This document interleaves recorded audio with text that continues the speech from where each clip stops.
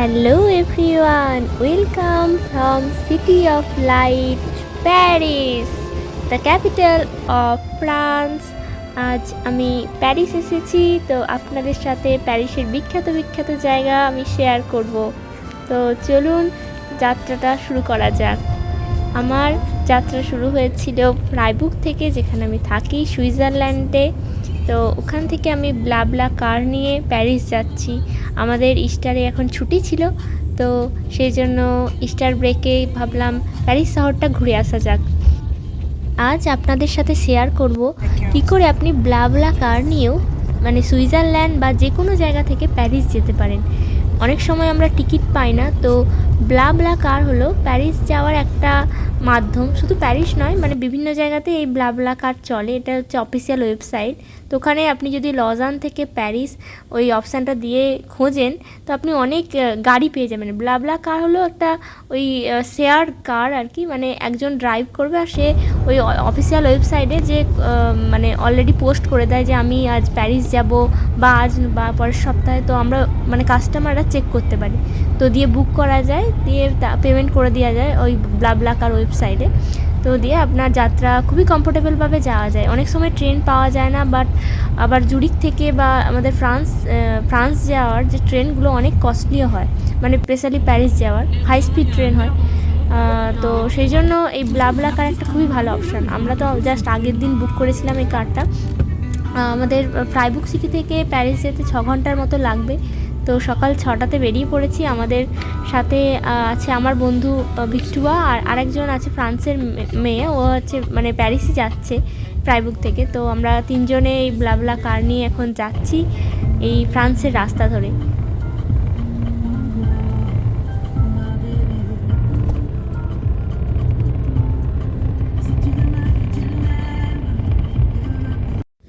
দু ঘন্টা ড্রাইভিং করার পর ড্রাইভার বা আমরা সবাই টয়লেট যাওয়ার জন্য এই একটা স্টেশনে দাঁড়ালাম। মানে এটা হচ্ছে কার স্টেশন বলতে পারেন। এখানে বিভিন্ন টুকটাক খাবার দাবার, গ্রসারি আইটেমস সব কিছুই পাওয়া যাচ্ছে। এটা ফ্রান্সেরই একটা সিটির কার স্টপ।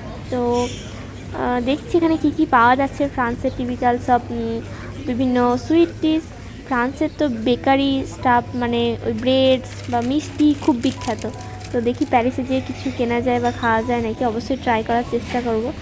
এখন চলছে ইস্টার ব্রেক, যেখানে এরা চকলেটের ডিম বিভিন্ন জায়গায় ইউজ করে। চকলেটের অনেক ধরনের ওই ডিমের আকৃতির চকলেট বিক্রি হয় আর কি।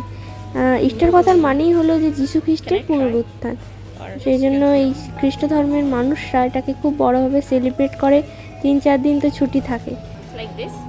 এই দোকানটাতে এসে আমি একটু এই টুপিগুলো ট্রাই করছিলাম, দেখতে তো বেশ ভালো লাগছিল টুপিগুলো। আর এখানে বিভিন্ন ধরনের ইন্টারেস্টিং জিনিস বিক্রি হচ্ছে।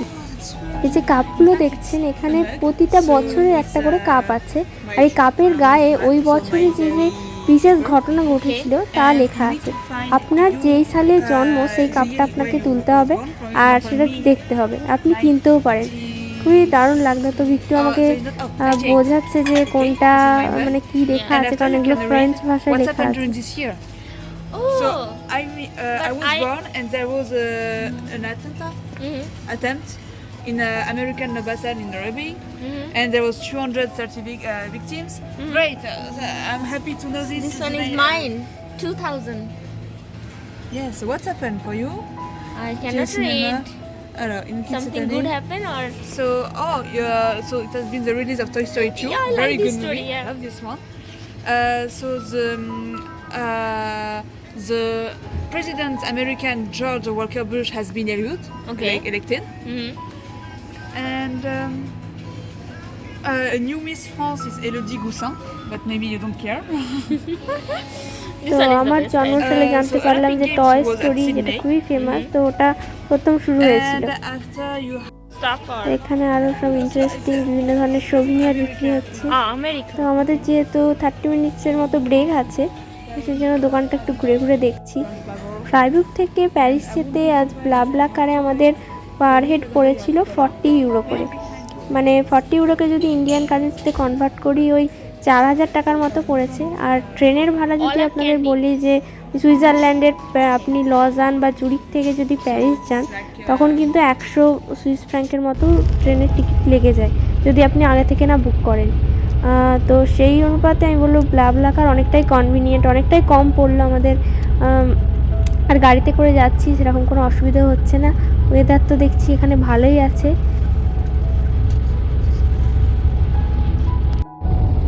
ভিক্টোরিয়ার সাথে কথা বলে জানতে পারলাম এখন আমরা প্যারিসের মানে কিং এরিয়ার মধ্যে দিয়ে যাচ্ছি, মানে রাজাদের জায়গা। এখানে অনেক রাজারা তাদের মানে ক্যাসেল ট্যাসেল বানিয়েছে। তো দেখুন ওই দূরে কত সুন্দর একটা ক্যাসেল দেখতে পাচ্ছি, তাই না? কি অপূর্ব লাগছে পিছনের ওই মেঘ আর এই সবুজ প্রান্তর, আর তার মাঝে এই অসাধারণ রাজকীয় ক্যাসেল। ফ্রান্স দেশটাও কিন্তু খুবই সুন্দর। সুইজারল্যান্ডের তো অনেক জায়গায় আপনাদের ঘুরিয়েছি, আর এখন ফ্রান্সের এই পথ দিয়ে যাচ্ছি। সবুজ এই প্রান্তর, তার মাঝে এই হলুদ হলুদ মানে ফুলগুলো দেখতে পাচ্ছেন, এগুলো হচ্ছে আমাদের সর্ষে ফুলের মতোই। এটাকে বলে ওই কলজা একটা ফুল আর কি, ওটা থেকে এরা ওই তেল তৈরি করে। তো এই মাঝে মাঝে এত সুন্দর লাগছে সবুজ প্রান্তরের মাঝে হলুদ এই একটা প্রান্তর, কি অপূর্ব। আর ওই নীল আকাশ, মাঝে মাঝে পেঁজা তুলোর মতো মেঘ। ওই দেখুন দূরে দেখা যাচ্ছে উইন্ডমিল। উইন্ডমিল কিন্তু ইউরোপে খুবই বিখ্যাত, নেদারল্যান্ডের উইন্ডমিল তো ওয়ার্ল্ড ফেমাস। আর এখানে এই দেখুন উইন্ডমিলগুলো ঘুরছে আর আমরা দেখতে দেখতে যাচ্ছি। আমার তো এই ভিউ এনজয় করতে খুব ভালো লাগছে। ট্রেনে গেলে আমি 3.5 ঘন্টায় লজান থেকে প্যারিস পৌঁছে যেতাম, আর এটা যেহেতু আমরা কার নিয়েছি তো কারে একটু বেশি টাইম লাগছে, বাট কোনো ব্যাপার নয়, এত সুন্দর ভিউ এনজয় করছি। দীর্ঘ 6 ঘন্টার পথ অতিক্রম করে 2টো নাগাদ আমরা প্যারিসে এসে পৌঁছালাম। প্যারিসে নেমেই তো আমার খুব রোমাঞ্চ লাগছে। তো আমি আর আমার বন্ধু ভিক্টোরিয়া এসেছি, 2-3 দিন এখানে থাকবো, দিয়ে প্যারিস সিটিটা ভালো করে এক্সপ্লোর করব। ও এসেছে এখানে একটা রেসে পার্টিসিপেট করতে। তো এসে দেখলাম যে জোর খিদে পেয়ে গেছে, তো সেই জন্য একটা কাছের ইন্ডিয়ান রেস্টুরেন্টে ঢুকেছি। ভিক্টোরিয়াও বেশ স্পাইসি খাবার পছন্দ করে, তো কাছেই দেখতে পেলাম যে এখানে একটা দিল্লি ভিলা নামে একটা রেস্টুরেন্ট ছিল। তো রেটিংসটাও বেশ ভালোই ছিল। তো দুজনে চলে এসেছি।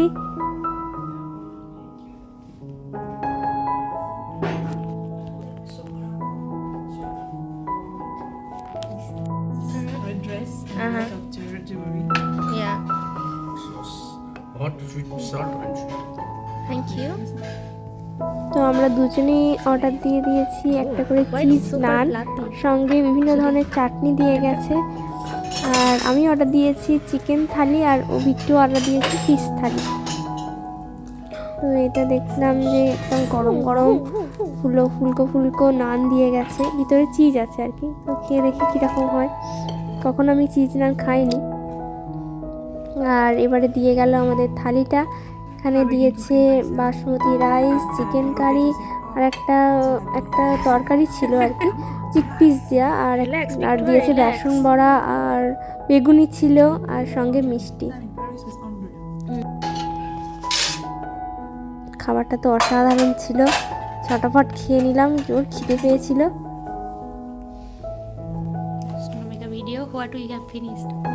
তো আমরা দুজনে স্পাইসি চাটনিটা পুরো ফিনিশ করে দিয়েছি, ওটা মানে সব থেকে ঝাল ছিল। Capital of France, city of light, Paris মানুষের একটা ড্রিম ডেস্টিনেশন বলতে পারেন। তো আমার তো অবশ্যই ড্রিম ছিল যে একবার অন্তত প্যারিস শহর আইফেল টাওয়ার নিজের চোখে দেখব। তো সেই ড্রিম ফুলফিল করতে চলে এসেছি প্যারিসে আমি আর আমার বন্ধু ভিক্টোরিয়া। তো লাঞ্চ করে নিলাম, এবার আগে লাগেজগুলো ড্রপ করব আর চেকিং করব আমাদের হোস্টেলে। তো আমরা দুজনে একটা হোস্টেল বুক করেছি যেটা প্যারিসের জোন 1-এর মধ্যেই পড়ে। প্যারিস শহর কিন্তু খুব সুন্দরভাবে এরা বিভিন্ন জোনে ভাগ করে রেখেছে, আর প্যারিসের জোন 1-এর মধ্যে বিভিন্ন বেশিরভাগ অ্যাট্রাকশানগুলো মানে প্যান্থিয়ন, আর এই যে দেখতে পাচ্ছেন এই সুন্দর চার্চ, নটার ডাম, ব্রাসিলিকা, আইফেল টাওয়ার, আর লুভর মিউজিয়াম। তো এই বিগ অ্যাট্রাকশানগুলো সব জোন 1-এর মধ্যেই পড়ে। আর তারপরে আছে জোন 2, জোন 3, জোন 4, জোন 5। তো এই সব জোনগুলোতে ঘোরার জন্য বিভিন্ন ধরনের টিকিট পাওয়া যায়। আর যদি আপনি ডে পাস নেন সেটা পড়ে হচ্ছে 12 ইউরো, সেটাকে বলে নেভিঙ্গো পাস। আর আদারওয়াইজ আপনি ওই পাবলিক ট্রান্সপোর্টের জন্য ইউটিনারি টিকিট নিতে পারেন, সেটা 2.5 ইউরো করে পড়ে। মানে সেটাতে আপনি একটাই জার্নি কমপ্লিট করতে পারবেন। তো এই দেখলাম সুন্দর একটা চার্চ। তো আজকে যেহেতু ইস্টার, তো ইস্টারের প্রথম দিন, তো সেই জন্য মানুষজন চার্চে আসছেন। আর আমরা আমাদের হোস্টেলটা নটারডামের অনেকটা কাছেই পেয়েছি, তো সেই জন্য অনেকটাই সুবিধে, আমরা হেঁটে হেঁটে একটু এক্সপ্লোর করতে পারবো। নটারডাম আর এই যে লুভর, অপেরা, এগুলো একটু কাছাকাছি। আইফেল টাওয়ারটা প্যারিসের মধ্যেই পড়ে, বাট একটু হচ্ছে এই লুভর থেকে দূরে। তো আপনি অনেক সুন্দর পাবলিক ট্রান্সপোর্ট আছে। প্যারিস শহর ওয়েল কানেক্টেড উইথ মেট্রো। তো মেট্রো আর প্যারিসের জোন 1-এর বাইরে আপনি যদি যেতে চান, আরিয়ার ট্রেনগুলো চলে, সেগুলো একটু হাই স্পিড ট্রেন, তো সেগুলো নেওয়া যায়। দেখুন এই যে সেরিন রিভার, প্যারিসের হচ্ছে সোল, প্যারিসের আত্মা হচ্ছে এই রিভার। এই রিভারটা প্যারিস শহরকে সুন্দরভাবে অতিক্রম করেছে, আর তারই মানে ধার, ব্যাঙ্ক যেগুলো বলে, তো এটা হচ্ছে UNESCO world heritage site. River of Seine, the bank of Seine is very famous.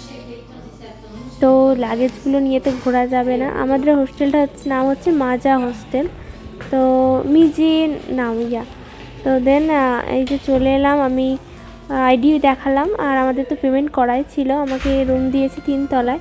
তো চলুন, এই হোস্টেলটাও কিন্তু দেখুন একদম পার্সিয়ান আদতে তৈরি, মানে ফ্রেঞ্চ আর্কিটেকচারে সাজানো, বেশ পুরনো আদতে, দারুণ লাগছিল আমার এই সিঁড়িগুলো দিয়ে উঠতে।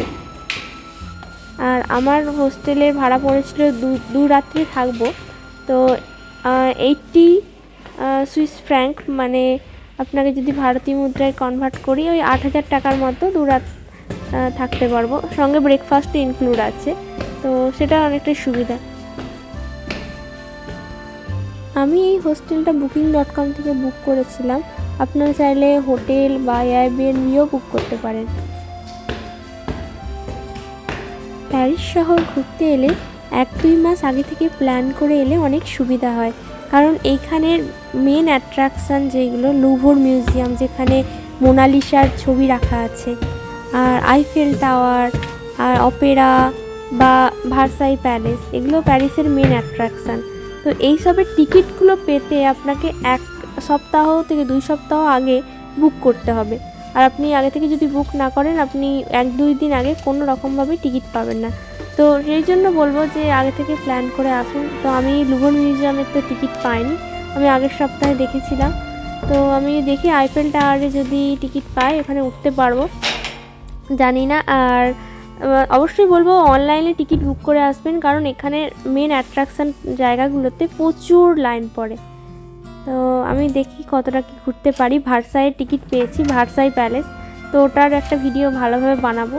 তো চলে এলাম আমাদের হোস্টেলে। এখানে এই যে বাঙ্ক বেড আছে, আমরা যেহেতু হোস্টেল নিয়েছি, তো একটা রুমের মধ্যেই 3টে বা 4টে বেড থাকবে, সঙ্গে বেসিন আর শাওয়ার আর বাথরুম আছে। আপনারা চাইলে হোটেল বা এয়ারবিএনবিও নিতে পারেন, তো সেগুলো আপনার প্রাইভেট ভাবে থাকতে পারবেন। আর অনেক মানুষই আসেন এখানে, স্টুডেন্টরা এই হোস্টেলে থাকতেই প্রেফার করে, কারণ এগুলো অনেকটাই অ্যাফোর্ডেবল। প্যারিসের থাকার কস্ট কিন্তু খুব বেশি, কারণ এটা বিশ্বের অন্যতম একটা এক্সপেন্সিভ প্লেসের মধ্যে পড়ে। প্রচুর ট্যুরিস্ট আসে, আর আমরা তো ইস্টারের সময় এসেছি, চারিদিকে অনেক ট্যুরিস্ট, বাট এটা খুবই জয়ফুল সিটি আমি বলবো।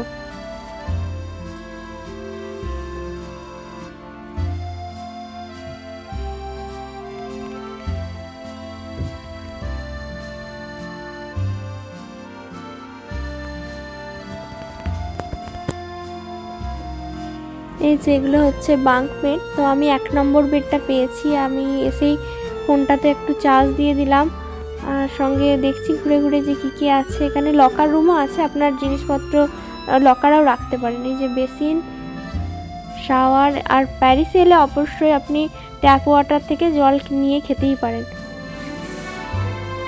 আর ইউরোপের প্রতিটা দেশই মোটামুটি ট্যাপ ওয়াটার থেকে জল খাওয়া সেফ। তো রেডি হয়ে গেছি প্যারিস শহর এক্সপ্লোর করার জন্য। তো চলুন, এই যে সুন্দর রিভারের ধারে হেঁটে চলেছি, কি সুন্দর গান বাজছে প্যারিসে।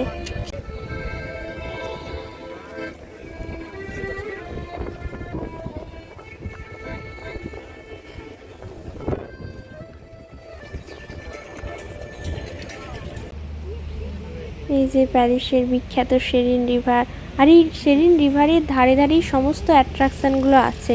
আর সেই জন্য আপনি যদি ক্রুজ রাইড নেন, আপনি প্যারিসের মেন অ্যাট্রাকশানগুলি ক্রুজ থেকে দেখতে পাবেন, যেটা খুবই আকর্ষণীয় বিষয়। তো ক্রুজ রাইড অবশ্যই নেব, আর ওই ক্রুজ রাইড করে করে আইফেল টাওয়ারের ব্লিঙ্কিং দেখব। তো পরের ভিডিওতে অবশ্যই অনেক কিছু থাকবে। আজকের ভিডিওটা অনেকটাই লং হয়ে গেছে। তো এই যে দূরে দেখা যায় নটার ড্যামে ঢুকবো এবার। তো এখন ভিডিওটা এখানেই শেষ করছি বন্ধুরা। ভালো থাকবেন, সুস্থ থাকবেন। পরের ভিডিওতে আইফেল টাওয়ার, নটার ড্যাম আর লুভর মিউজিয়ামের স্পটগুলো ঘুরিয়ে দেখাবো। Tata, bye bye.